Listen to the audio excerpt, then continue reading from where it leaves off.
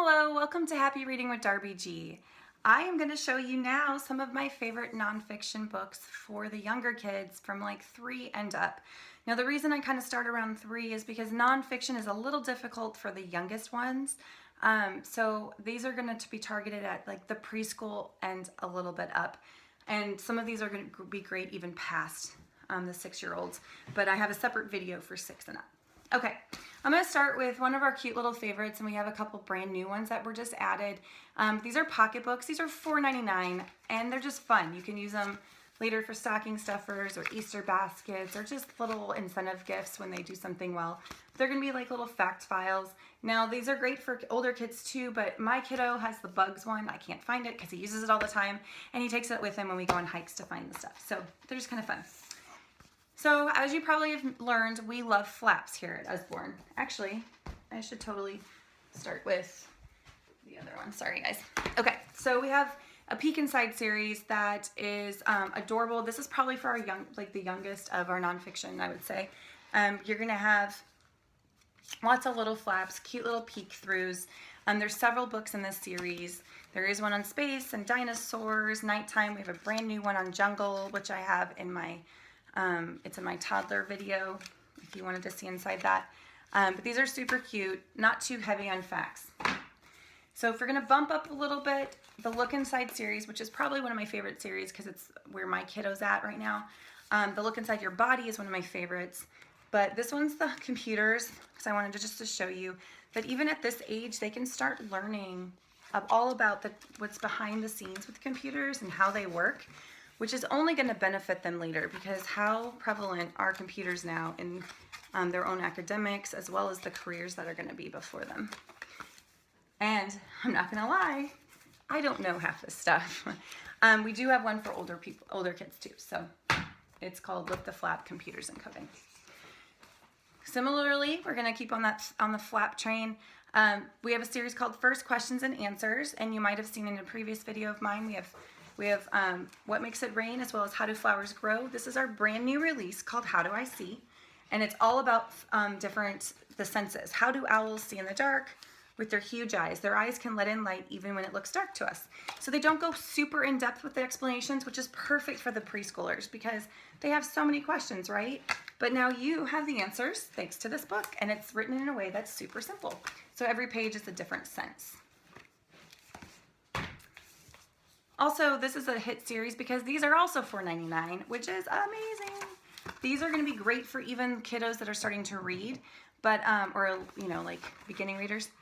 These have beautiful illustrations and images, and then just chunks of information that are simply worded. And we have them in all these different topics, and then we even have collections of these. So these are called beginners books. So if you search for beginners, you'll see all the titles available. All right, so we have the next series up with Lift the Flap, which I should have shown right after the other one, sorry, is the questions and answers. So it's not my first questions and answers, it's just questions and answers. We have several of these in this. The Space is one of our newer titles, but brand new as of this last 2 weeks, is Food. We also have a science one that just came out. These are gonna be simply worded as well, but a little bit more vibrant, a little bigger. So do people really eat frogs? Yes, frogs' legs are eaten in many countries. They are served fried in a soup or in a stew. This guy says it tastes like chicken. So they're going to be a little bit more informative, but still simple enough for people or for kiddos to understand. And then continuing with flaps, we have a Lift the Flap. I call them concept series. I wish there was an actual series name, but for even the youngest ones, we have numbers, we have colors, we have shapes, we have opposites. We have a word book, which is great for early readers. And then we have a new one that's First Math. This one's numbers. And then this one's Telling the Time, just to show you kind of inside. Each page is going to be like a little worksheet. Lift the flaps to check the numbers. So how many zebras are there? They'll go and count. They lift it up to see if they're right. 7. Boom. And every page is kind of like that. So it's like a little worksheet, and it even talks about prime, or even simple math you can do through here, first and last, and odd and even. I didn't mean prime, sorry. And then Telling the Time, we also have one on fractions, and we have one on times tables. But the Telling the Time one is one of my favorites because I can't wait to teach my kid how to tell the time. With this book, it's gonna be it's like little worksheets with the answers and stuff behind the flaps.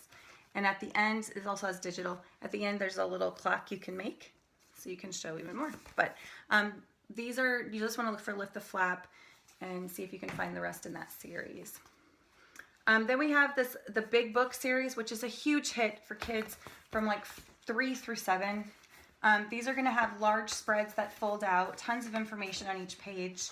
But these spreads fold out like this. There's going to be 4 of those per book, and we have several books with that in that format.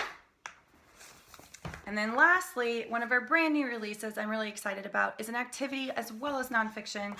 It's a combined volume. Every page will feature a scene like this with lots of stuff going on. And then along the border, they'll have things that they need to find. It'll tell you how many, and then it'll tell you a fact. Some honey ants hang upside down in the nest. Their tummies are full of honey. Find 13 of them. And it's so many different scenes in here because it's a combined volume. So there's animals, and then there's an under the water one, there's a dinosaurs version, and then they do have all the answers in there for you. Anyway, sorry about the rushed at the end. I feel like I could keep going with this genre. I hope you enjoyed learning about the books that we hope make learning fun for your family. And thank you so much for joining, and happy reading.